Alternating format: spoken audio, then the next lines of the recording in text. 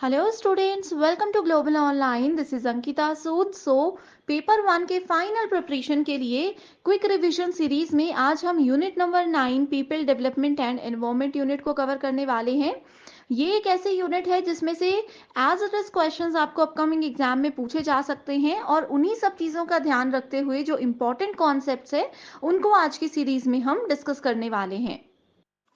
Paper 1 preparation के लिए एक बेस्ट कोर्स लेकर आई हूँ जहां पर आपको डेली मॉर्निंग और इवनिंग में लाइव क्लासेस के साथ पेपर से पहले पूरा सिलेबस कवर करवाया जाएगा। साथ ही स्टूडेंट्स 2 से 3 बार previous year questions and expected questions के साथ आपकी बेहतरीन तरीके से रिवीजन भी करवाई जाएगी। इसके अलावा स्टूडेंट्स आपको updated mock test and revision के लिए 5000 प्लस MCQs मिलेंगे जिसको कि यूनिट वाइज अरेंज किया गया है ताकि आप किसी भी यूनिट से अपने रिवीजन स्टार्ट कर सके एंड यहाँ पर हर सवाल के साथ आपको इसी एक्सप्लेनेशन भी दी जा रही है। तो स्टूडेंट्स आप गिवन नंबर्स पर कांटेक्ट करिए, साथ ही ग्लोबल ऑनलाइन ऐप को डाउनलोड करिए। यहाँ पर आप लोगों के लिए डेमो क्लासेस अवेलेबल है। स्टोर सेक्शन पर सर्च बार में लिखिए कोर्स का नाम, that is UGC NET 2025 paper 1।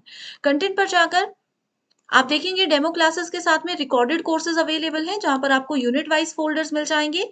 आप अपने टाइम के अकॉर्डिंग कभी भी यहाँ से सेशन देख सकते हो, मॉक टेस्ट को भी अटेम्प्ट कर सकते हो। So unit number 9 people development and environment का ये है पूरा सिलेबस। हिंदी मीडियम स्टूडेंट्स भी यहाँ पर देख सकते हो। सो ये सभी टॉपिक्स को हम डिटेल में डिस्कस करेंगे। तो सबसे पहले हम चैप्टर 1 में देखेंगे millennium development goals and sustainable development goals क्या होते हैं। सो देखिए स्टूडेंट्स, ये एक ऐसा टॉपिक है जहां से गारंटेड क्वेश्चंस बनते हैं। पहला सवाल ये पूछा जा सकता है कि मिलेनियम डेवलपमेंट गोल्स और सस्टेनेबल डेवलपमेंट गोल्स, जिसको MDG और SDG बोलते हैं, इन दोनों में से सबसे पहले कौन आया था, किसको इंट्रोड्यूस किया गया था? तो पहले इंट्रोड्यूस किया गया था मिलेनियम डेवलपमेंट गोल्स को। ठीक है, देखिए अब आप लोगों ने अगर अपना कुछ गोल या कुछ टारगेट सेट किया होता है तो आप अपने आप को समय भी देते हो ना कि हाँ 6 महीने में मुझे नेट एग्जाम क्वालिफाई करना है, या कईयों ने अपने लिए टारगेट रखा होगा 1 ईयर में हमें नेट एग्जाम क्वालिफाई करना है। ठीक है, सो वैसे ही जब मिलेनियम डेवलपमेंट गोल्स और सस्टेनेबल डेवलपमेंट गोल्स इंट्रोड्यूस हुए थे तो उनको कुछ कुछ टारगेट ईयर दिए गए थे कि इतने सालों में ये गोल्स को हमें अचीव करना है। ठीक है, तो सबसे पहले आया था मिलेनियम डेवलपमेंट गोल्स। सो मिलेनियम डेवलपमेंट गोल्स को ईयर 2000 में इंट्रोड्यूस किया गया था और इसका जो टारगेट ईयर था वो था 2015। अब इसका क्या मतलब होता है कि सन 2000 में इसके ऊपर काम शुरू हो गया था, डिस्कशन होना शुरू हो गया था और ये कहा था कि इसमें जितने भी गोल्स हैं उनको अचीव किया जाएगा ईयर 2015 तक। क्लियर है? यस, अरे वाह, थैंक यू। ठीक है, चलिए। सो अब यहाँ पर पूछा जाता है कि MDG में कितने गोल्स हैं? तो MDG में है हमारे पास total number of goals, that is 8। ठीक है, और इसमें टारगेट कितने हैं वो पूछा जाता है, that is your 21 targets. Recently UGC net में भी और हिमाचल प्रदेश सेट और जम्मू कश्मीर सेट में ये सवाल आया है मैच द फॉलोइंग में कि MDG में कितने गोल्स और कितने टारगेट्स हैं, तो ये हमें पता होना चाहिए। क्लियर? तो पहली चीज हो गई ये। अब दूसरा सवाल जो पेपर में बनता है वो बनता है इनके नाम से रिलेटेड। तो जो भी गोल्स हैं आप देख सकते हो, हिंदी में भी नाम लिखा है और इंग्लिश में भी नाम लिखा है। ठीक है, आप लोगों को पूछा जाएगा, ज्यादातर वैसे तो सस्टेनेबल डेवलपमेंट गोल से ही पूछा जाता है, फिर भी मिलेनियम का हम थोड़ा सा पढ़ लेंगे। मिलेनियम डेवलपमेंट गोल्स में आपको पूछा जाएगा कि गोल नंबर 1 क्या है। तो आपको पता होना चाहिए कि गोल 1 है भूखमरी तथा गरीबी को समाप्त करना। अब देखो, इसको याद रखने का एक बहुत अच्छा ट्रिक आपको बताऊंगी, जब हम SDG पढ़ेंगे तब वो ट्रिक बताऊंगी। ठीक है, बस फिलहाल इतना याद रखिए कि हमारी कंट्री में या कहीं पर भी जो मैक्सिमम प्रॉब्लम्स होती हैं वो गरीबी की वजह से ही होती है ना। कोई व्यक्ति गरीब है तो वो भूख की वजह से मर सकते हैं, भूख की वजह से या फिर खाली पेट रहने से उनको बहुत सारी बीमारियां हो सकती हैं। गरीबी है तो फिर वो लोग एजुकेशन भी नहीं अच्छे से कर पाते। कोई गरीब है तो चोरी भी होगी। तो इसीलिए सबसे पहले ध्यान दिया गया है भूखमरी तथा गरीबी को समाप्त करने के लिए। ठीक है, जिसको इंग्लिश में बोला गया है eradicate extreme poverty and hunger. ठीक है। दूसरा आता है सार्वजनिक प्राथमिक शिक्षा। अब जो कोई व्यक्ति गरीब नहीं है, भूखमरी उनको नहीं होगी, तो वो प्राथमिक शिक्षा भी तो कर सकते हैं, प्राइमरी एजुकेशन भी तो हो सकती है उनके लिए, है ना।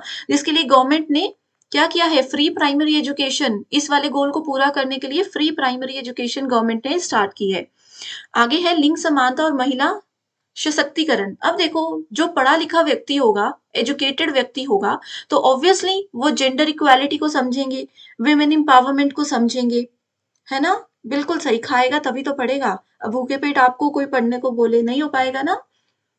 अब जो पढ़ा लिखा व्यक्ति है, ऐसे रिलेट करो हर चीज को, रट्टा नहीं मारना है, ठीक है। पहले गरीबी को हटाएंगे, भूखमरी को हटाएंगे, फिर क्या करेंगे, प्राइमरी एजुकेशन सबके लिए कंपलसरी करेंगे। देन क्या होगा, जेंडर इक्वालिटी को प्रमोट किया जाएगा कि मेल फीमेल सबको बराबर का अधिकार है, ये सब चीजें की। नेक्स्ट में आया रिड्यूस चाइल्ड मोर्टेलिटी, शिशु मृत्यु दर घटाना। अब पहले क्या होता था, बहुत सारी बीमारियों की वजह से बच्चों की मृत्यु हो जाती थी, जन्म से पहले भी और जन्म के बाद में भी। तो रिड्यूस चाइल्ड मोर्टेलिटी के साथ साथ मेटर्नल हेल्थ को भी, मातृत्व स्वास्थ्य को भी बढ़ावा दिया गया है। उसके बाद आगे आया है HIV एड्स जैसी बड़ी बड़ी बीमारियां, देखो अब आज के टाइम पे खत्म हो चुकी हैं, ये भी एक गोल था। उसके बाद अगला गोल था इंश्योर एनवायरमेंटल सस्टेनेबिलिटी। भाई पढ़ाई लिखाई, जान बचाना लोगों की, बच्चों की, ये सब तो हो गया, अब पर्यावरण के प्रति भी तो हमारा कुछ योगदान था। तो गोल नंबर 7 है पर्यावरण सततता, सस्टेनेबिलिटी इन एनवायरमेंट। और लास्ट है पार्टनरशिप, कि अब ये जो गोल्स हैं, 7 गोल्स, इनको अचीव हम सिर्फ अकेले नहीं करेंगे, मिलकर सब लोग इसको पूरा करेंगे। ठीक है, तो ये है हमारे मिलेनियम डेवलपमेंट गोल्स। अब आते हैं सस्टेनेबल डेवलपमेंट गोल्स में।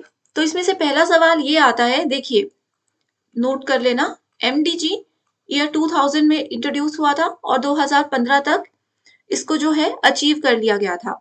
अब ये अच्छे से काम किया, जो भी स्कीम्स, जो भी गोल्स सरकार ने सोचे थे, वो सब अचीव हो गए। उसके बाद सस्टेनेबल डेवलपमेंट गोल्स आया, ये कब आया, 2015 में, और इसका टारगेट ईयर क्या है, 2030।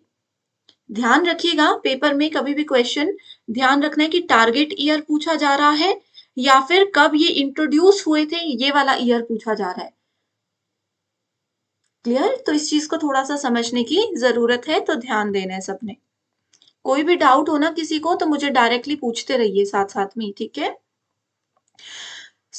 SDG में कितने गोल्स हैं, SDG में है 17 गोल्स, ये बहुत ज्यादा इंपॉर्टेंट है, ठीक है। पेपर में इसमें से गारंटेड क्वेश्चन आएगा ही आएगा। और क्वेश्चन कैसे आएगा, आपको या तो मैच द फॉलोइंग दिया जाएगा, एक तरफ लिखा है goal number 10, goal number 12, goal number 15, goal number 17, आगे उनके नाम लिखे हैं, आपको मैच करना है ना। या फिर आपसे डायरेक्टली स्टेटमेंट बनाकर बोला जाएगा कि स्टेटमेंट 1 में लिख दिया कि zero hunger sustainable development goals का गोल नंबर 2 है। ऑल क्लियर ना। इस तरीके से सवाल आते हैं। अब SDG में जैसे 17 गोल्स हैं, वैसे ही यहां पर लिख रही हूं, SDG में टोटल गोल्स हैं 17, और कितने टारगेट हैं नोट कर लेना, कल मैं क्वेश्चंस लेकर आऊंगी, कल नहीं मंडे को, ठीक है।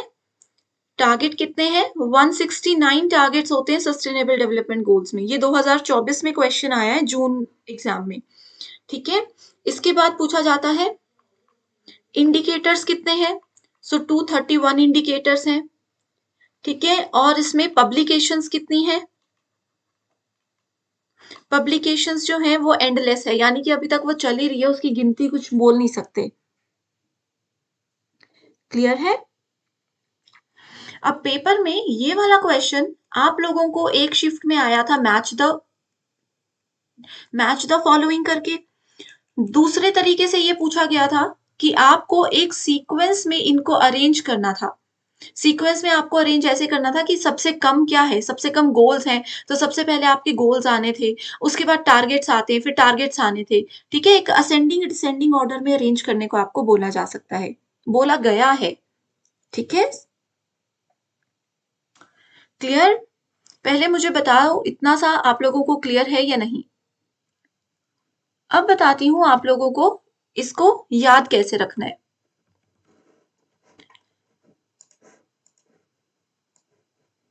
चलिए अब इसको याद कैसे रखना है? तो सबसे पहले नो पॉवर्टी, गरीबी ही हटानी है। पहले भी हमने गरीबी हटाई थी, अभी भी गरीबी हटानी है, और जीरो हंगर। देखो एमडीजी में भी यही गोल है, भूखमरी तथा गरीबी को समाप्त करना। लेकिन यहाँ पर दोनों को एक ही गोल में एडजस्ट किया हुआ है। लेकिन सस्टेनेबल डेवलपमेंट गोल्स में इन्होंने देखा कि एमडीजी में बहुत अच्छे से ये सब गोल्स काम कर रहे थे, हम गोल्स को अचीव कर रहे हैं। तो अब फिर एसडीजी में इन्होंने ये दोनों गोल्स अलग अलग कर दिए, no poverty and zero hunger. ठीक है, no poverty and zero hunger. याद कैसे रखेंगे? सबसे पहले गरीबी नहीं होनी चाहिए, गरीबी मिट जाएगी तो कोई भूखा नहीं रहेगा। ऑब्वियसली मैं गरीब नहीं हूं अगर, तो मैं रोटी भी तो खाऊंगी, भूखी नहीं रहूंगी। अगर मैं भूखी नहीं हूं तो good health and well being, तो मेरी हेल्थ अच्छी रहेगी। तीसरा गोल हो गया। अगर मेरी हेल्थ भी अच्छी है, मैं गरीब भी नहीं हूं, मैं रोटी भी खा रही हूं, तो एजुकेशन भी कर ही लेते हैं पूरी, है ना? तो क्वालिटी एजुकेशन भी मैं ले सकती हूँ। क्वालिटी एजुकेशन, अब कोई अच्छा खासा पढ़ा लिखा व्यक्ति है तो वो जेंडर इक्वालिटी पर ध्यान देगा कि भाई मेल फीमेल सब बराबर हैं। समझ रहे हो ना कैसे मैं रिलेट कर रही हूँ चीजों को? आपने भी ऐसे याद रखना है, हो जाती है ये चीजें याद। ठीक है, अब जो पढ़ा लिखा व्यक्ति है वो जेंडर इक्वालिटी को समझेगा, जिसके लिए मेल, ये हो गए 5 गोल्स। सो 1 से लेकर के 5 तक की अलग स्टोरी बन गई। ठीक है, अब देखो गोल नंबर 5 को रिलेट करो गोल नंबर 10 से। ठीक है, गोल नंबर 10, गोल 5 है जेंडर इक्वालिटी, और गोल नंबर 6 है रिड्यूस इनइक्वालिटीज। सेम जैसे है ना, तो पांचवें के साथ रिलेट करके आप 10 को भी याद रख सकते हो। 1 से 5 मैंने बता दिए, 10th भी हमारा हो गया, है ना? 6 नंबर पर है क्लीन वाटर एंड सैनिटेशन। 6 बजे भाई मेरे घर पे पानी आता है और अच्छा पानी चाहिए मुझे। ठीक है, तो क्लीन वाटर एंड सैनिटेशन आ गया हमारा 6th। नेक्स्ट है affordable and clean energy. 7th goal है अफोर्डेबल एंड क्लीन एनर्जी। 8वां है decent work and economic growth, कि अच्छे से काम करेंगे, वर्क करेंगे और अपनी ग्रोथ के साथ साथ इकोनॉमिक ग्रोथ भी होगी। 9th है इंडस्ट्री इनोवेशन एंड इंफ्रास्ट्रक्चर। ऐसे याद रख लो, 9 बजे अंकिता मैम की क्लास होती है जिसमें बड़े इनोवेटिव तरीके से हम पढ़ते हैं। अभी 9 बजे ही हो रही है ना क्लास, तो ऐसे इनोवेशन जहां पर दिखेगा, इंफ्रास्ट्रक्चर जहां पर दिखेगा, वो 9, गोल नंबर 9 है। 10th हो गया था। अब देखो 11th में आता है सस्टेनेबल सिटीज एंड कम्युनिटीज। 8 घंटे की नौकरी, बिल्कुल, है ना? सिटीज में क्या होता है, बिल्डिंग्स ऐसी होती हैं, ऐसे ऐसे ऐसे ये बिल्डिंग्स है, तो ऐसे करके 11 से सिटीज याद रख लो, सिटीज में बिल्डिंग्स होती हैं। ठीक है, तो सस्टेनेबल सिटीज एंड कम्युनिटीज। अब देखो मैं आप लोगों को एक चीज बताती हूँ, आप लोग ना ऐसी बहुत सारी यूट्यूब वीडियोस या कहीं पर भी देखोगे, वो क्या करते हैं, इसको बहुत लंबी लंबी कहानियां बनाकर याद करवाते हैं। उस समय तो वो कहानियां याद हो जाती हैं, लेकिन एग्जाम में कंफ्यूजन हो जाता है। ठीक है, तो आप लोगों को क्या करना है, हर गोल के लिए कुछ अलग तिगड़म लगाना है, अलग ट्रिक बनानी है। क्लियर? 12 है responsible consumption and production. Then climate action. ठीक है, 12 तक जो है वो अलग थे। गोल नंबर 13 के बाद हम लोगों ने जो है प्रकृति की तरफ को शिफ्ट होना शुरू कर दिया, अपने एनवायरमेंट की तरफ को हम मुड़ने लग गए। तो 13 पे आएगा क्लाइमेट एक्शन। आगे आता है life below water, 14th number पे है कि मछलियां इत्यादि का हमें ध्यान रखना है। देन 15th नंबर पे पानी के नीचे वाले का जीवन हमने देख लिया, पानी के ऊपर भी तो जीवन है, पेड़ पौधे पशु पक्षी ये सब आएंगे हमारे 15th गोल में। 16 में है भाई शांति से सबको आप लोग फॉलो करिए, piece justice and strong institution. और 17th गोल है partnership for the goals. 17th और यहाँ पर 8th गोल जो है वो ऐसे ही है कि पार्टनरशिप होनी चाहिए, कि सारे गोल्स अचीव करने के लिए हमें मिलकर काम करना है। क्लियर? तो ये है sustainable development goals and millennium development goals. Alright, चलिए इसके बाद अब आते हैं हम, बहुत सारे देखिए इस यूनिट में ना छोटे छोटे छोटे बहुत सारे टॉपिक्स हैं, और रिसेंट जो पूछे गए हैं रिसेंटली एग्जामिनेशंस में, आज हम उनको पक्का कवर करेंगे। अब आता है ozone layer depletion. Ozone layer क्या होती है? ये है सन, ये है हमारी पृथ्वी। ठीक है, ध्यान से सुन लेना। सूर्य की किरणें हमारी पृथ्वी पर पड़ती हैं, लेकिन सूर्य की किरणें जो होती है ना, जिसको यूवी रेज बोलते हैं, अल्ट्रावायलेट रेज बोलते हैं, पर बैंगनी किरणें इसको बोलते हैं, है ना।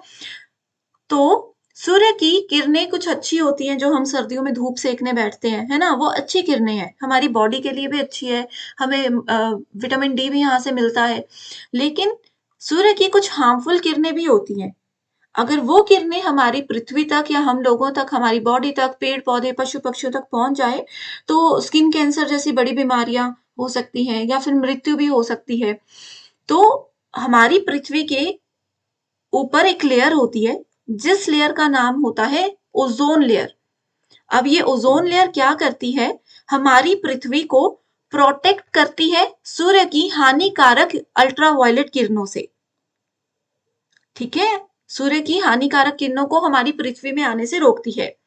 अब क्या हो रहा है, अब आपको पता है कि कितना ज्यादा पॉल्यूशन है, ग्लोबल वार्मिंग हो रही है, टेम्परेचर हम सब लोग खुद देख रहे हैं कि टेम्परेचर कितना ज्यादा खराब हो चुका है ना। तो ये पॉल्यूशन, टेम्परेचर, हमारी रूटीन जो टेक्नोलॉजीज हम यूज कर रहे हैं, उसकी वजह से क्या है, उसकी वजह से धीरे धीरे ओजोन लेयर जो है वो पतली होती जा रही है। ध्यान से सुनना, अभी सिर्फ स्टोरी की तरह बता रही हूँ, फिर आगे हम पढ़ेंगे। ओजोन लेयर पतली होती जा रही है, या फिर ओजोन, जैसे ये अर्थ है, ये पूरी ओजोन लेयर ऐसी होनी चाहिए, लेकिन कुछ रीजन में ओजोन लेयर ऐसी ऐसी हो रही है, बीच से खाली हो रही है, पतली हो रही है। ठीक है, सो ऐसे में अब ये हानिकारक किरणें पृथ्वी के अंदर आ जाएंगी। तो ओजोन लेयर को कैसे प्रोटेक्ट करना है, ओजोन लेयर को कैसे अपनी नॉर्मल फॉर्म में लेकर आना है, उसके लिए बहुत सारी चीजें होती जो कि एग्जाम में आती हैं। तो इतनी सी स्टोरी अगर समझ गए हो, तो आगे की चीजें आपके लिए आसान हो जाएंगी। ओजोन लेयर जो डिप्लीट हो रही है, ओजोन लेयर जो पतली हो रही है, उसके लिए कौन कौन सी गैसेस रिस्पॉन्सिबल है, उसके लिए क्या क्या चीजें रिस्पॉन्सिबल है, ये पेपर में सवाल आता है। क्लियर। तो यही सब चीजें हैं जो मैंने आपको अभी बताई। ये देखो,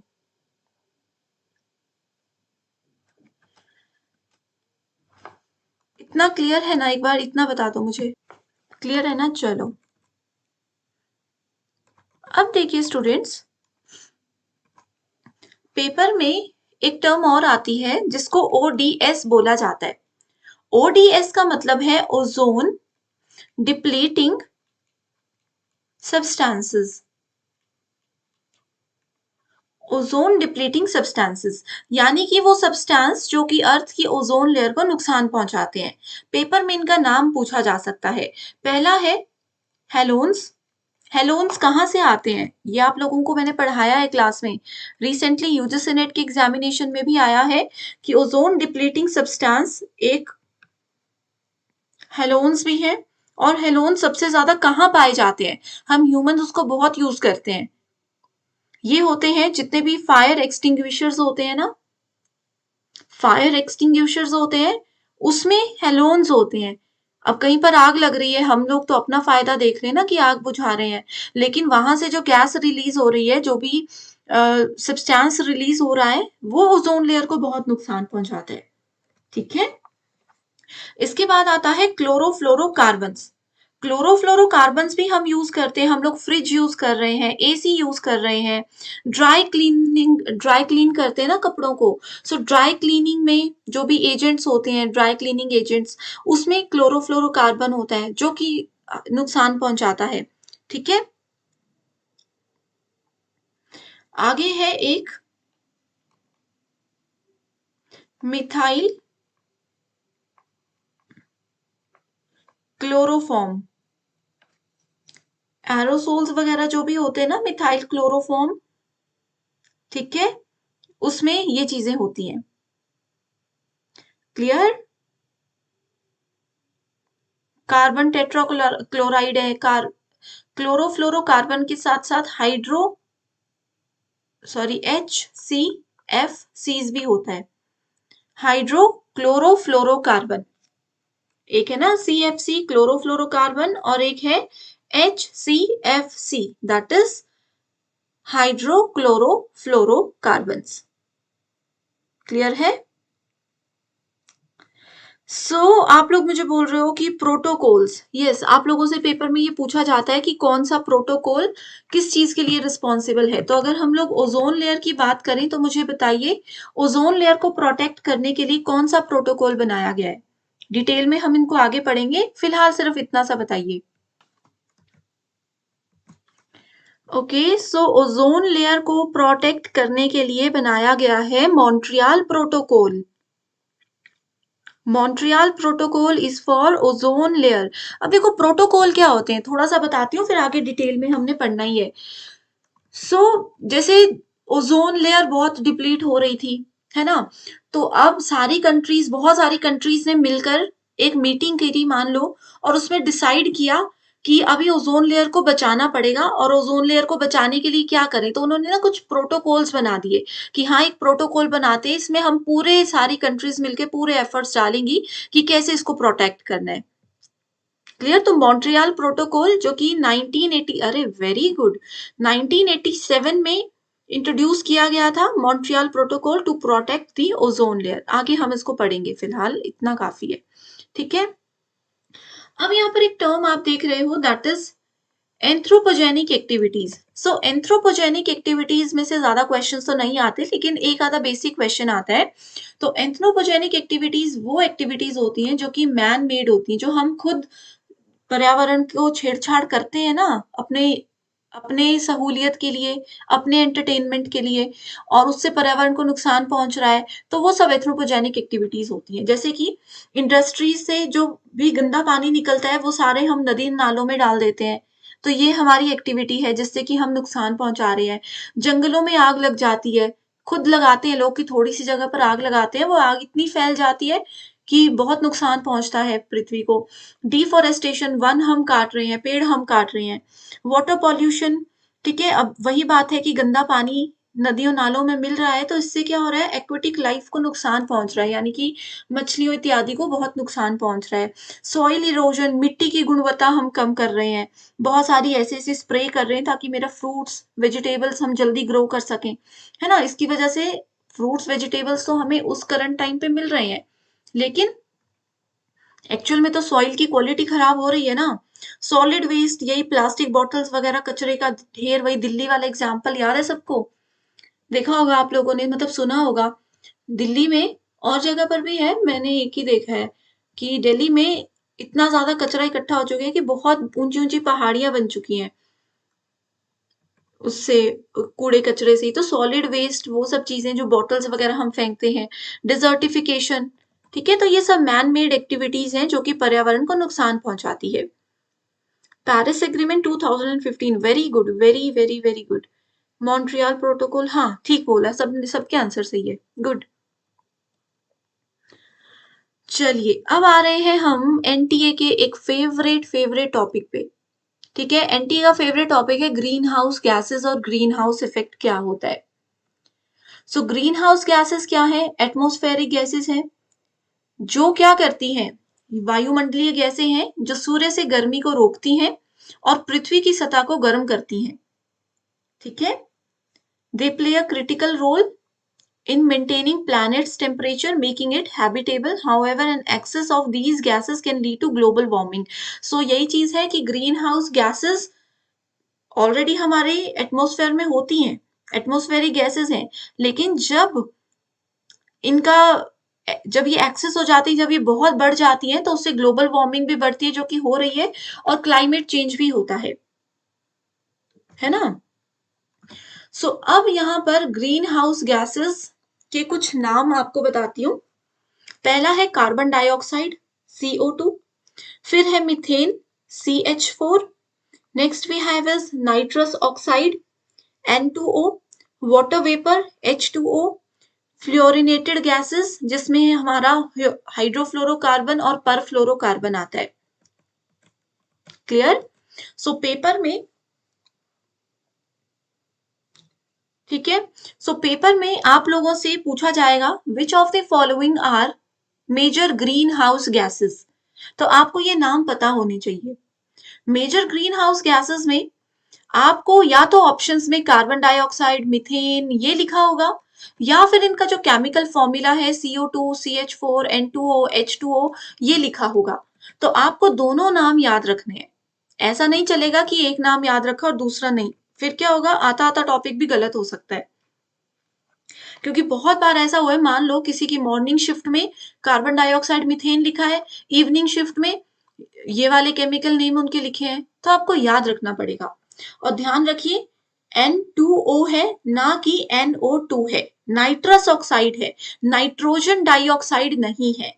इस चीज का खास ध्यान रखना, यहाँ पर कंफ्यूजन स्टूडेंट्स में होता है और एनटी इस बात का पूरा फायदा उठाता है। इवन सेट एग्जाम्स में भी यही होता है। रिसेंटली 2024 में एक डायरेक्ट क्वेश्चन आया है कि क्या वाटर वेपर एक ग्रीन हाउस गैस है या फिर नहीं। तो yes, water vapour is also a green house gas. अब पूछा जाएगा ओजोन ग्रीन हाउस गैस है या फिर नहीं। ओजोन भी एक ग्रीन हाउस गैस है,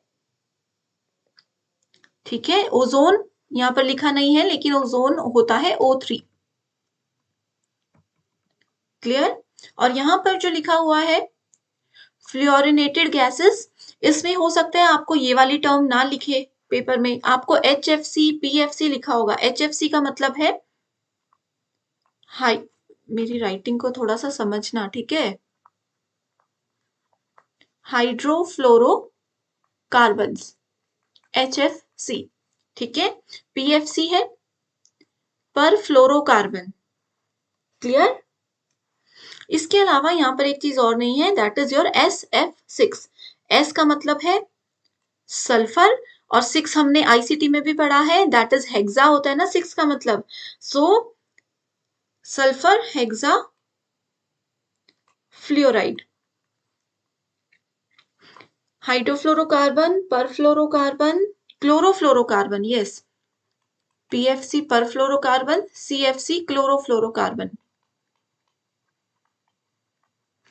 तो ये है कुछ major green houses gases. Bad ozone, yes yes, ठीक है। तो ये है ग्रीन हाउस गैसेस। सो देखिए यहाँ पर आपने एक बहुत अच्छी चीज लिखी है कि ozone is a secondary green house gas.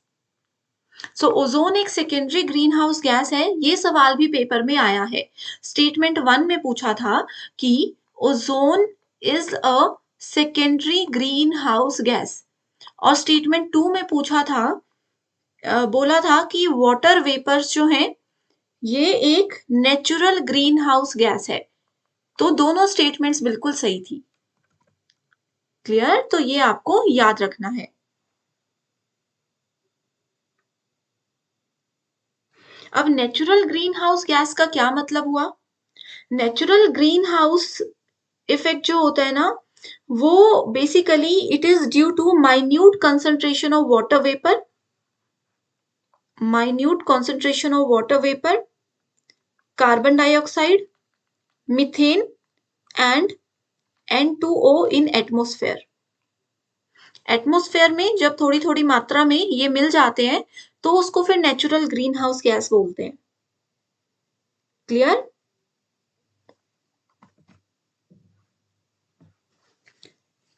Clear everyone.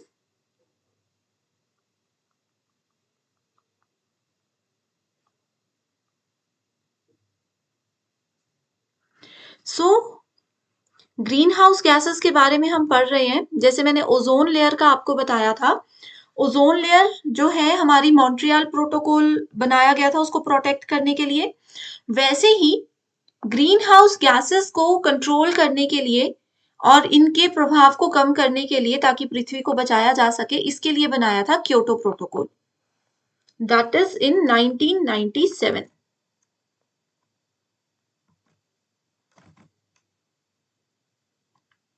Yes, SF6 भी है, ठीक है, SF6 भी है।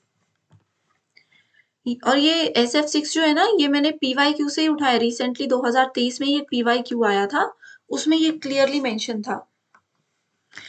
सो अब देखो थोड़ा थोड़ा प्रोटोकॉल्स का भी हम बता देते हैं यहाँ पर आपको।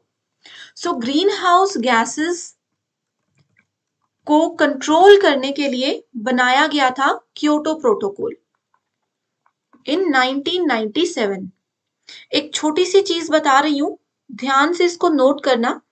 सबसे पहले एक समिट, जैसे प्रोटोकॉल है ना, कमीशंस होते हैं, प्रोटोकॉल्स होते हैं, वैसे ही सबमिट होते हैं। सबमिट नहीं है, सबमिट है। तो सबसे पहले एक आया था रियो समिट, इसको नोट करना। रियो समिट 1992 में आया था, जो कि basically environment and sustainable development के लिए बनाया गया था। रियो समिट का एक और नाम था, दैट इज एजेंडा 21। कोई भी PYQ उठा लो, ये स्टेटमेंट आपको जरूर देखने को मिलेगी। ठीक है, रियो समिट बना था। फिर क्या हुआ, रियो समिट अच्छे से काम किया, उसके बाद रियो समिट को ही एक्सटेंड किया गया, इसका नाम रखा गया Kyoto, Kyoto protocol, that is in 1997, जो कि बेसिकली ग्रीन हाउस गैसेस के एमिशन को रिड्यूस करने के लिए बनाया गया था। क्योटो प्रोटोकॉल को कॉप 3 भी बोलते हैं। कॉप का मतलब है कॉन्फ्रेंस ऑफ पार्टीज, इसके बारे में हम बाद में पढ़ेंगे। फिलहाल सिर्फ इतना याद रखिए कि कॉप 3 लिखा हो पेपर में या क्योटो प्रोटोकॉल लिखा हो, ठीक है, तो ये सब क्या है, ये सब हमारे एक ही चीज है। पृथ्वी सम्मेलन में इसी चीज का वेट कर रही थी कि अर्थ समिट कोई बोलेगा। Good, very good, very good. ठीक है, जो रियो समिट है, एजेंडा 21 है, इसको अर्थ समिट का नाम भी दिया गया है। रियो समिट का ही एक एक्सटेंशन है क्योटो प्रोटोकॉल, और क्योटो प्रोटोकॉल का ही एक एक्सटेंशन है पेरिस एग्रीमेंट। क्योटो प्रोटोकॉल का नाम क्योटो पता है क्यों रखा गया था, क्योंकि जापान में ये मीटिंग हुई थी, और जापान में एक जगह का नाम है क्योटो, तो जहां पर मीटिंग हुई उसका नाम क्योटो रख दिया।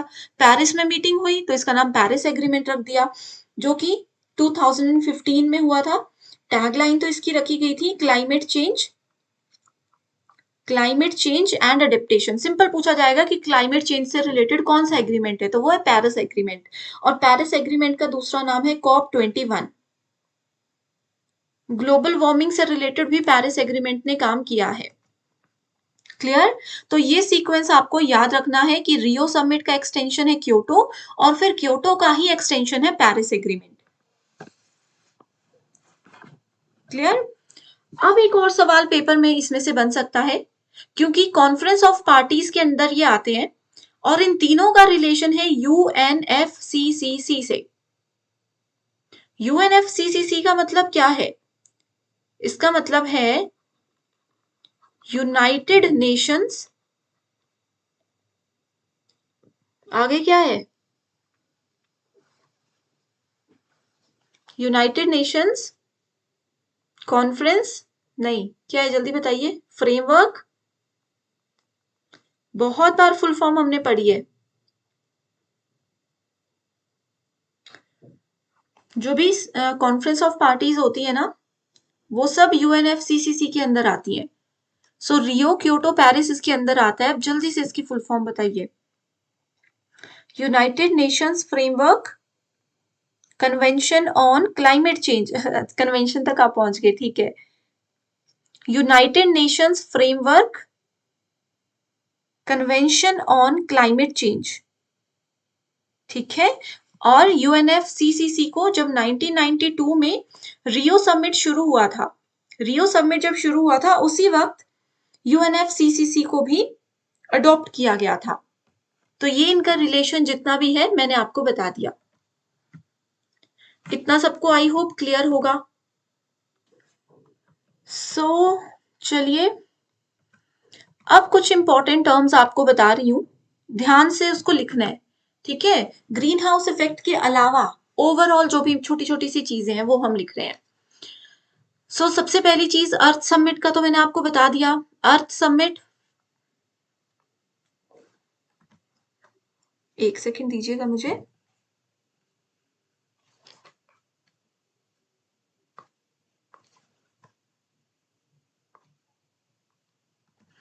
चलिए ठीक है, देखो अर्थ समिट जो है 1992 में आया था बाय यूएनएफसीसीसी। यूएनएफसीसीसी को भी इसी के दौरान जो है अडॉप्ट किया गया था। एंड इसका दूसरा नाम क्या है? अर्थ समिट का दूसरा नाम है रियो समिट या फिर रियो डिक्लेरेशन, ये आपको पता होना चाहिए। और साथ में इसको बोला जाता है एजेंडा 21। क्लियर? इसके बाद आया फिर क्योटो प्रोटोकॉल। क्योटो प्रोटोकॉल इन 1997। क्योटो प्रोटोकॉल का एक और नाम होता है रियो प्लस 10। ठीक है, रियो प्लस 10। और ये बेसिकली ग्रीन हाउस गैसेस के एमिशन को कंट्रोल करने के लिए, रिड्यूस करने के लिए बनाया गया है। देन हमारे पास आता है एक और protocol, that is your Montreal protocol, जो हमने अभी पढ़ा 1987 में। ये बनाया गया है बेसिकली ओजोन लेयर जो डिप्लीट हो रही है उसको कंट्रोल करने के लिए। जो हमने सस्टेनेबल डेवलपमेंट गोल्स पढ़े, पेपर में ये सवाल रिलेट करके बहुत बार आया है कि Montreal protocol sustainable development goal के कौन कौन से गोल्स के साथ रिलेटेड है। तो ये है goal number 3, 11, 14 and 15। Ozone layer का फर्क किस किस से पड़ेगा? गोल 3, 11, 14 एंड 15। तो ये आपको याद रखना है। क्लियर? इसके अलावा आगे बढ़ रहे हैं, पेरिस एग्रीमेंट मैंने आपको बताया अभी अभी 2015। ठीक है, global warming and climate change से रिलेटेड है ये। इसका दूसरा नाम COP21 भी है। इसके अलावा एक और ISA आता है, ये भी NTA का और सेट एग्जाम्स में जरूर इसमें से क्वेश्चन पूछा जाता है। ISA का मतलब होता है international solar alliance. International solar alliance ये जो है, पेरिस एग्रीमेंट भी 2015 में इंट्रोड्यूस हुआ है और ये भी 2015 में ही इंट्रोड्यूस किया गया था। ठीक है, और इसको बोला जाता है COP26। COP26। इसके अलावा एक और इंपॉर्टेंट पॉइंट है, that is United Nations decade of biodiversity.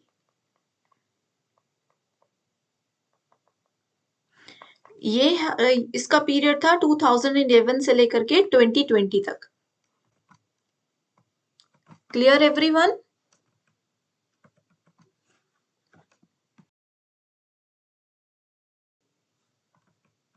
चलिए, क्लियर है ना इतना? अच्छा, आप लोगों को मैंने ये ओजोन लेयर बताया। ओजोन लेयर का एक बहुत इंपॉर्टेंट पॉइंट आपको बताना रह गया था। आप लोगों से ना एक सीक्वेंस पूछा गया है कि सबसे ज्यादा पावरफुल ग्लोबल वार्मिंग पोटेंशियल के लिए कौन सी ग्रीन हाउस गैस है, या ओजोन लेयर के लिए जो भी चीजें हैं। ठीक है, सो ओजोन लेयर नहीं, ग्रीन हाउस गैस। ठीक है, सो अगर हम ग्लोबल वार्मिंग पोटेंशियल की बात करें, ग्लोबल वार्मिंग पोटेंशियल की बात करें, सो SF6 जो है, सल्फर हेक्साफ्लोराइड जो है, उसका हाईएस्ट पोटेंशियल है, ग्लोबल वार्मिंग पोटेंशियल हाईएस्ट जो है वो SF6 का होता है। क्लियर? एंड इसके अलावा सीक्वेंस में अरेंज करने को अगर बोला जाए तो कार्बन डाइऑक्साइड से ज्यादा पोटेंशियल होता है CH4 का, यानी कि मीथेन का। इससे ज्यादा पोटेंशियल होता है N2O का, दैट इज नाइट्रस ऑक्साइड। और इससे ज्यादा पोटेंशियल होता है क्लोरोफ्लोरोकार्बन 11 का। ठीक है, तो ये वाला सीक्वेंस अरेंज करने के लिए पेपर में कई बार पूछा गया है। आप लोगों ने वो 5000 क्वेश्चन PDF देखा होगा, है ना? उसमें भी मैंने बहुत जगह पर ये वाला क्वेश्चन ऐड किया हुआ है, तो याद कर लो। कल जो हम क्वेश्चंस पढ़ेंगे मंडे को, उसमें ये चीजें मैं पूछूंगी। ठीक है,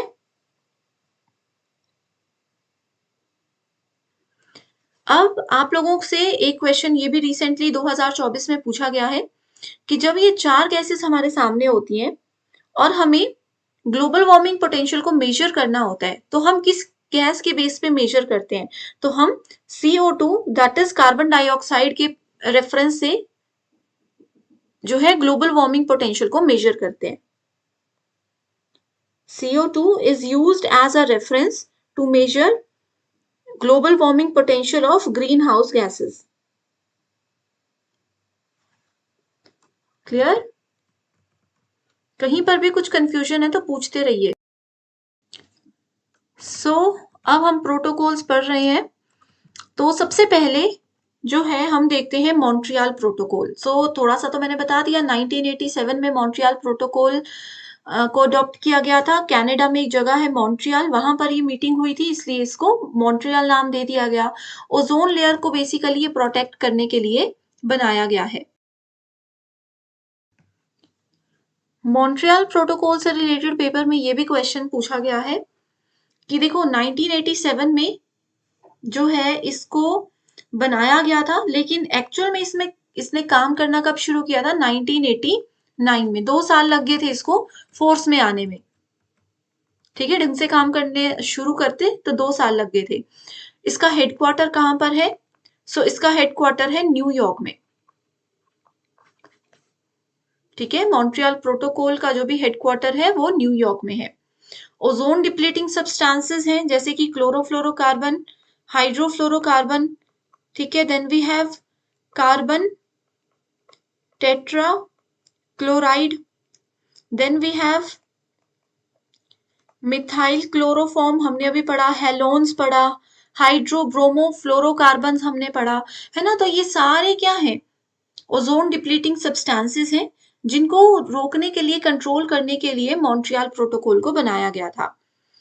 अब पेपर में पूछा गया है कि सबसे ज्यादा अबंडेंट इनमें से कौन सा सब्सटेंस है? तो वो है क्लोरोफ्लोरोकार्बन। ठीक है, क्लोरोफ्लोरोकार्बन जो है वो मोस्ट अबंडेंट सब्सटेंस है ओजोन लेयर डिप्लीशन के लिए। अब यहाँ पर एक सवाल रिसेंटली पूछा गया है, रिसेंटली क्या, बहुत बार पेपर में आया है नेट और सेट में, ये है कि क्या, अब देखो 2 टाइप की कंट्रीज होती है ना, एक होती है डेवलप्ड कंट्रीज, एक होती है डेवलपिंग कंट्रीज।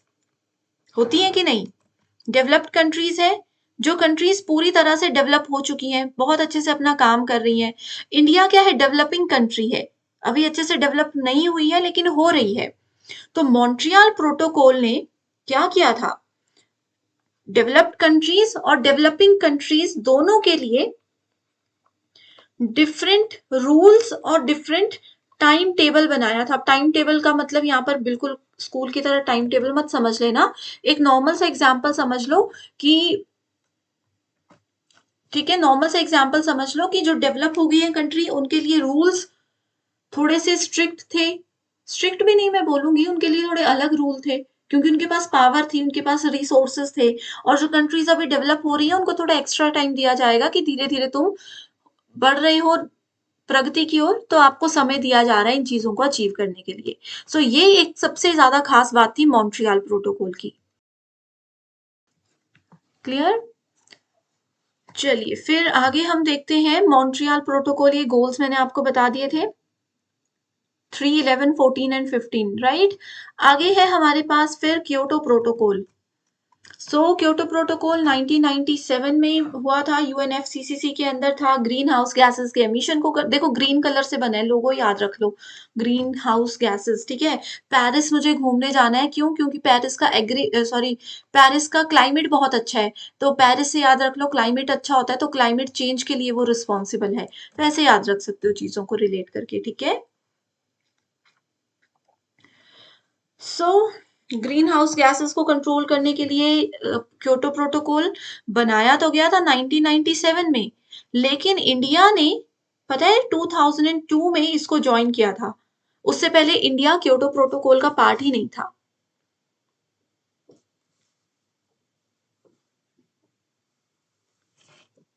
अब इसके अलावा क्योटो प्रोटोकॉल के अंदर 3 मैकेनिज्म आते हैं by which countries can reduce there emission. मतलब कि क्या, 3 मैकेनिज्म सेट किए गए थे क्योटो प्रोटोकॉल में, जिससे कि जो भी कंट्रीज हैं वो अपने ग्रीन हाउस गैसेस की एमिशन को कम कर सकती थी अपने अपने एंड पर। पहला था जॉइंट इम्प्लीमेंटेशन, ये सेट वालों को ये याद रखने की जरूरत नहीं है, ये सिर्फ नेट वालों के लिए इंपॉर्टेंट है। ठीक है, दूसरा है क्लीन डेवलपमेंट मैकेनिज्म,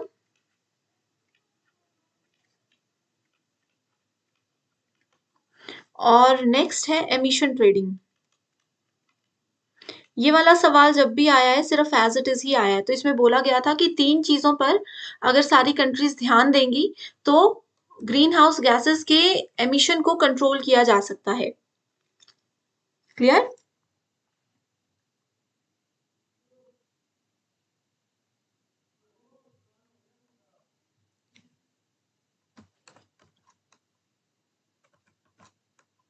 ठीक है। क्योटो प्रोटोकॉल में जो है ना कमिटमेंट पीरियड थे, पेपर में पूछा जा रहा है कि कितने कमिटमेंट पीरियड थे। क्योटो प्रोटोकॉल में थे हमारे पास 2 कमिटमेंट पीरियड। कौन कौन से? फर्स्ट कमिटमेंट पीरियड था 2008 से लेकर के 2012 तक का, और दूसरा कमिटमेंट पीरियड था 2013 से लेकर के 2020 तक का। क्लियर है? तो ये चीजें आपको याद रखनी है। कमिटमेंट पीरियड का मतलब था कि क्योटो प्रोटोकॉल में जितनी भी कंट्रीज है ना, उन्होंने ये कमिटमेंट दी थी कि 2008 से 2012 के बीच में हम इस पर्टिकुलर गैस को या इस पर्टिकुलर चीज को कंट्रोल कर लेंगे। जैसे कि फर्स्ट कमिटमेंट पीरियड का एक गोल इन्होंने सेट किया था,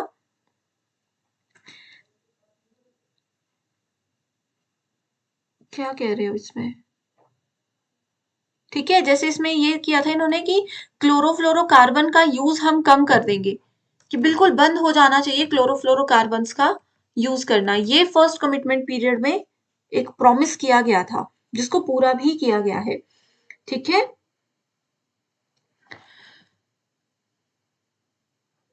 इसके अलावा अब आगे आते हैं।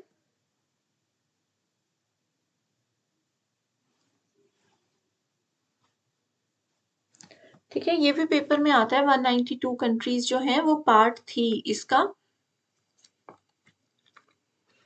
नेक्स्ट आता है हमारे पास फिर पेरिस एग्रीमेंट, जो कि 2015 में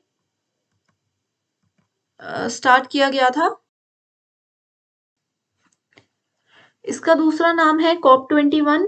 ग्रीन हाउस गैसेस के एमिशन को कंट्रोल करने के लिए, क्लाइमेट चेंज, ग्लोबल टेम्परेचर को कंट्रोल और मेंटेन करने के लिए पेरिस एग्रीमेंट बनाया गया था। ठीक है, अब देखो मैंने आपको ये बताया कि क्योटो प्रोटोकॉल का ही एक्सटेंशन है पेरिस एग्रीमेंट, है ना।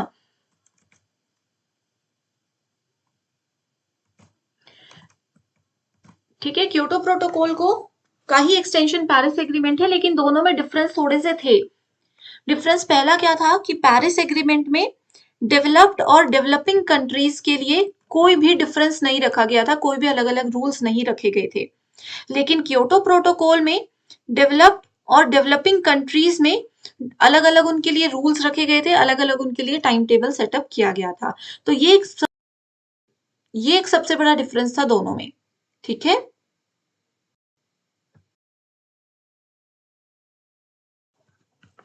इसके आगे फिर अब बात करते हैं हम। ये देखिए, ये वाला जो क्वेश्चन है, आंसर भी इसका यहाँ पर देख ही लो आप लोग, है ना। अब आई होप आप समझ रहे हो कि किस तरीके से क्वेश्चन पेपर में आते हैं। तो सबके ईयर ऑफ एस्टैब्लिशमेंट मैंने आपको बता दिए। क्लोरोफ्लोरोकार्बन के बंद करने के लिए तो किगाली अमेंडमेंट आया था 2016 में। Yes, very good. Kigali amendment in 2016। Good. ठीक है, ये था एक बेसिक सा क्वेश्चन, डायरेक्ट क्वेश्चन आया था। देखो नेक्स्ट क्वेश्चन देखो, ये है, ये भी बहुत आसान क्वेश्चन है ना। Montreal protocol, ozone depletion, Rio summit, चलो अभी पढ़ना है हमने, है ना। Kyoto protocol, green house gases का एमिशन, पेरिस का क्लाइमेट अच्छा होता है तो क्लाइमेट चेंज। कितना आसानी से हम लोगों को इसका आंसर मिल गया। इजी थे ना क्वेश्चंस। चलिए अब हम, ठीक है, रियो समिट का आप लोगों को बता देती हूँ। एनवायरमेंट एंड सस्टेनेबल डेवलपमेंट के लिए ये बनाया गया था। तो पूरा नहीं लिखा होगा पेपर में, मे बी सस्टेनेबल डेवलपमेंट लिखा होगा तो भी चलेगा। ठीक है, जो सस्टेनेबल डेवलपमेंट के लिए ऑफिशियल एक डॉक्यूमेंट है, एक ऑफिशियल डॉक्यूमेंट जो बनाया गया था, एक ऑफिशियल सबमिट जो बनाया गया था सस्टेनेबल डेवलपमेंट के लिए, वो था रियो सबमिट। तो पेपर में डायरेक्टली इसका नाम भी पूछा जा सकता है। इंडिया ने रियो सबमिट को 1994 में ज्वाइन किया था। 1992 में रियो सबमिट बना, इंडिया इसका पार्ट 1994 में बना था। एंड उस समय पे 196 कंट्रीज जो है इसका पार्ट थी। ये इंपॉर्टेंट नहीं है, बट ये पूछा जा सकता है कि इंडिया ने कब ज्वाइन किया था। क्लियर? नेक्स्ट इंपॉर्टेंट चीज, ओके, रियो सबमिट जो है वो 1992 में बना था। 1994 में इंडिया ने उसको ज्वाइन किया था, ठीक है। और ये सस्टेनेबल डेवलपमेंट के लिए बनाया गया था। एंड इसके अलावा एक और इनिशिएटिव है यूएनसीबीडी। यूएनसीबीडी है United Nations convention on biological diversity. जैव विविधता सबको पता है, जैव विविधता क्या होता है? तो ये जैव विविधता ही है यूएनसीबीडी, ठीक है। उसी से रिलेटेड उन्हीं चीजों को प्रोटेक्ट करने के लिए बनाया गया है। ये जो है ना बायोलॉजिकल डाइवर्सिटी, या इसको बायोडाइवर्सिटी भी बोला जा सकता है। 1992 में जब रियो सबमिट बन रहा था, मतलब रियो सबमिट का साइन हो रहा था या सब कुछ फाइनल हो चुका था, तो उसी समय कन्वेंशन ऑन बायोलॉजिकल डाइवर्सिटी पर भी सिग्नेचर किया गया था। तो ये पेपर में पूछा जा सकता है कि बायोलॉजिकल डाइवर्सिटी जो एक कन्वेंशन है, इसको कब साइन किया गया था? तो इसको 1992 में रियो सबमिट के दौरान साइन किया गया था, ठीक है। सो ये चीज भी पेपर के लिए जरूरी है। आगे बायोलॉजिकल डाइवर्सिटी में पूछा जा सकता है, देखो अब इसके अंदर भी दो छोटे छोटे से प्रोटोकॉल्स बनाए गए थे। दैट इज, पहला था कार्टेगेना प्रोटोकॉल और दूसरा था नागोया प्रोटोकॉल। इसमें सिर्फ इतना ही नाम याद रखो, ज्यादा तो नहीं आता है पेपर में भी और इम्पोर्टेंट भी नहीं है इतना, ठीक है। बस पूछा जाएगा तो इतना सा ही पूछा जाएगा। अब ये बोल रहा है कि बायोडाइवर्सिटी, जैव विविधता का तो सबको पता होगा, है ना। जैव विविधता जो होती है, सबसे ज्यादा खतरा उसको किस चीज से है, क्यों होती है? पहला रीजन है क्लाइमेट चेंज की वजह से होती है। दूसरा रीजन है हैबिटेट लॉस की वजह से होती है ना। तीसरा है इन्वेजन स्पीशीज और इन्वेजन इन एलियन स्पीशीज। इन्वेजन का मतलब होता है आक्रामक स्पीशीज होती है ना कई, जो कि हमला करती है दूसरी किसी स्पीशीज पर, ठीक है। तो वो भी एक जैव विविधता के लिए थ्रेट है, खतरा है। पॉल्यूशन की वजह से ये चीजें हो रही है, ठीक है। इसके अलावा ओवर एक्सप्लोटेशन की वजह से ये चीजें हो रही हैं। उसके अलावा एपिडेमिक्स की वजह से हो रही है। एपिडेमिक्स CIMICS है, ठीक है। इसका मतलब है महामारी, ठीक है। इन सब चीजों की वजह से ही जो है बायोडाइवर्सिटी के ये सब खतरे हैं, उसके लिए ये सब खतरे हैं। जो आज के समय पे हम लोग देखो टेक्नोलॉजी का यूज कर रहे हैं, उसकी वजह से भी कितने सारे दिक्कत उनको हो रही है, ठीक है। तो ये सब चीजें आपको याद रखनी है, थोड़ा सा लॉजिक लगाओगे तो आसान हो जाएगा। National action plan on climate change. So climate change हो रहा है, सबको पता है क्लाइमेट चेंज हो रहा है ना। सो क्लाइमेट चेंज को प्रोटेक्ट करने के लिए national action plan on climate change बनाया गया था, ठीक है, जिसको कि 2008 में इंट्रोड्यूस किया गया था। इसमें क्या किया था इन्होंने, क्लाइमेट चेंज हो रहा है तो पानी को लेकर के, रीन्यूएबल एनर्जी को लेकर के, एग्रीकल्चर को लेकर के अलग अलग रूल्स, अलग अलग चीजें बनाई थी। अब यहाँ पर देखिए national action plan on climate change के अंदर कितने मिशन आते हैं, ये पेपर में बहुत बार आया, तो इसके अंदर आते हैं 8 मिशन।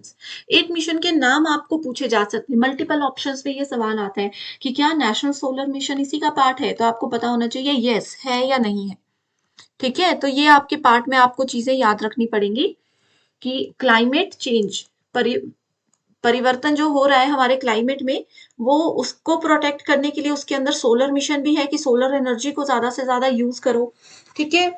एनहांस्ड एनर्जी एफिशिएंसी का मिशन है, मिशन ऑन सस्टेनेबल हैबिटेट है, वाटर मिशन है, सस्टेनेबल द हिमालयन इकोसिस्टम है, ग्रीन इंडिया मिशन है, सस्टेनेबल एग्रीकल्चर मिशन है, strategic knowledge for climate change mission है। तो ये सारे मिशंस 8 मिशंस हैं जो कि इसके अंदर आते हैं और इनके नाम आपको याद रखने ही पड़ेंगे, पेपर में आते हैं। पीडीएफ में दे दूंगी तो आपके इजी हो जाएगा पढ़ने का, नोट करने की जरूरत अलग से नहीं है। अब एक और एनटीए का फेवरेट टॉपिक है, that is your international solar alliance, अंतरराष्ट्रीय सौर गठबंधन। ये जो है 2015 में इंट्रोड्यूस किया गया था।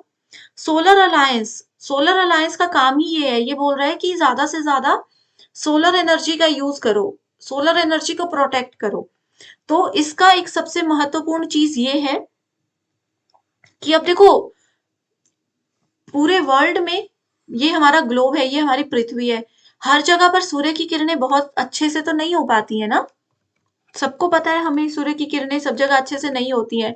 तो कौन सा वो रीजन है, देखो ग्लोब का कुछ वो पार्ट होता है जहां पर सूर्य की किरणें बहुत अच्छी रहती हैं, तो सिर्फ वही सारी कंट्रीज जो उस पर्टिकुलर रीजन में आती हैं वही इंटरनेशनल सोलर अलायंस का पार्ट बन सकती है, ठीक है।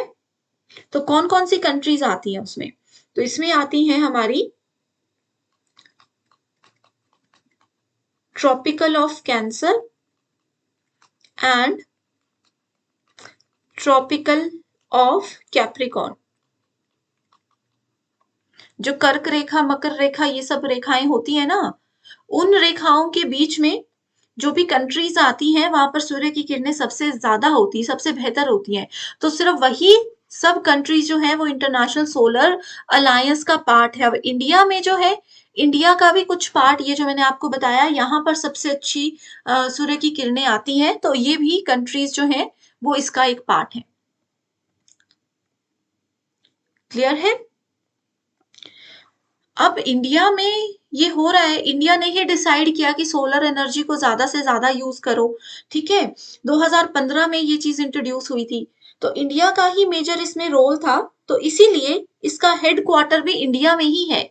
इंडिया में एक जगह है गुरुग्राम, जिसको गुड़गांव भी बोलते हैं, ठीक है, गुड़गांव, गुरुग्राम, ये जो है यहाँ पर इसका हेडक्वार्टर है। Clear.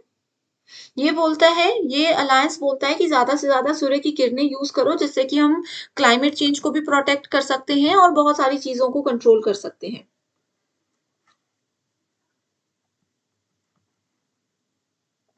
It was launched by Narendra Modi, headquarter Gurugram में है और डायरेक्टर जो है करंट इसके अजय माथुर है। इसका विजन है let us together make the sun brighter, और मिशन है every home no matter how far will have a light at home. कितनी भी दूर कोई भी घर क्यों ना हो, कहीं किसी पहाड़ी पे, कहीं किसी कोने में कोई अकेला घर भी हुआ, तो वहां पर भी सूर्य की किरणों के थ्रू हम बिजली पहुंचा सकते हैं, लाइट पहुंचेगी। ये इनका मिशन और विजन है। क्लियर।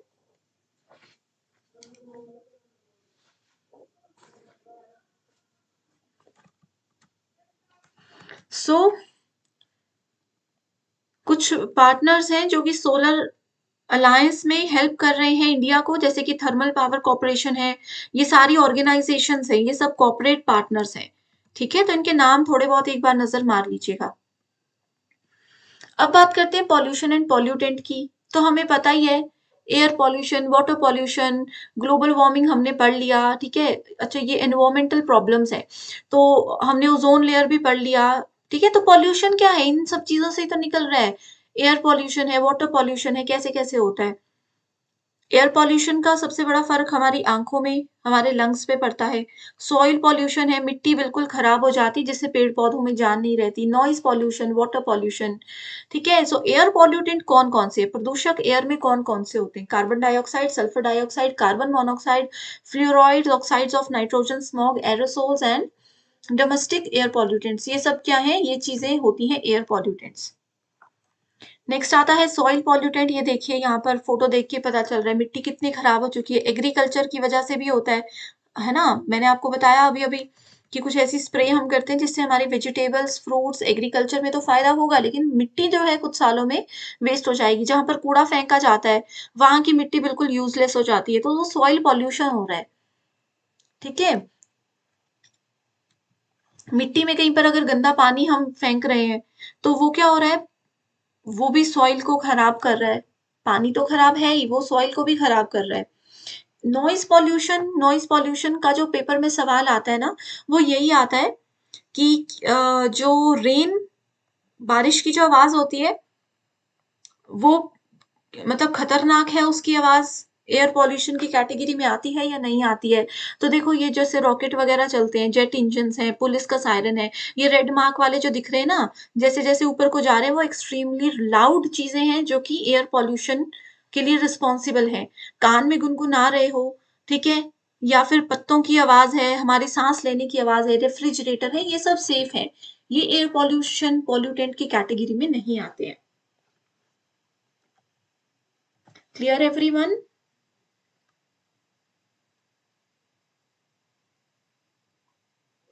वाटर पॉल्यूटेंट के कुछ टाइप्स आपको बता देती हूँ, यहाँ पर लिखा नहीं है।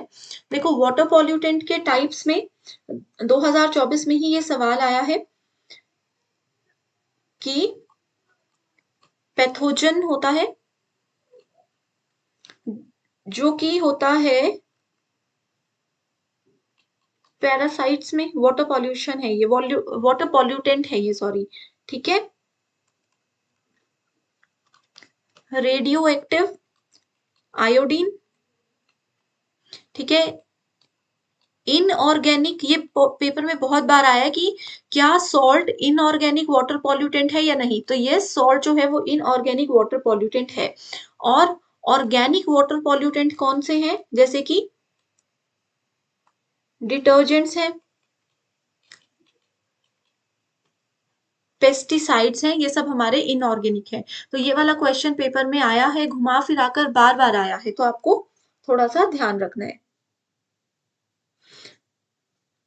एक टर्म और आती है, पॉल्यूशन पॉल्यूटेंट के बाहर निकल रहे हैं हम, नए टॉपिक पर आ रहे हैं। ठीक है, एक ना लेक्स का टाइप होता है, ये होता है हमारा यूट्रॉफिक लेक्स, यूट्रॉपिक लेक्स बोलते हैं इसको। ठीक है, ये वाली लेक्स जो होती हैं, these lakes are basically rich in nutrients, खास तौर पे इसमें नाइट्रोजन एंड फॉस्फोरस होता है।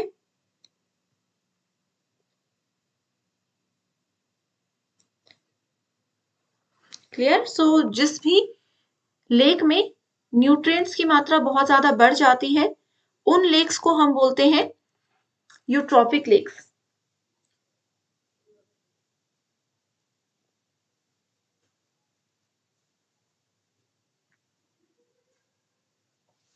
क्लियर? बाकी छोटे मोटे टॉपिक्स हैं जो कि हम पढ़ेंगे। यस, एसिड रेन के बारे में भी थोड़ा सा बता देती हूँ, फिर सेशन को एंड करते हैं। सो एसिड रेन हमें पता है रेन होती है, लेकिन हमारे एनवायरमेंट में बहुत सारे पॉल्यूटेंट्स हैं, है ना, तो वो जब पानी के साथ, वर्षा के पानी के साथ, बारिश के पानी के साथ मिलते हैं तो वो एसिड रेन बन जाती है। सो एसिड रेन किसकी वजह से होती है? NO की वजह से, दैट इज नाइट्रिक ऑक्साइड की वजह से। मतलब नाइट्रिक ऑक्साइड भी एक पॉल्यूटेंट है एसिड रेन में। ठीक है, NO2 याद रखिए, यहाँ पर N2O नहीं बोल रही हूँ, NO2 बोल रही हूँ सिर्फ एसिड रेन के केस में। ठीक है, that is your nitrogen dioxide, then we have SO2, sulphur dioxide. Clear? So paper में ये सवाल पूछा जाता है कि एसिड रेन क्यों होती है। So acid rains are basically caused by the oxides of sulfur and oxides of nitrogen. ये देखो नाइट्रोजन और सल्फर लिखा है ना, इन्हीं के ऑक्साइड्स हैं।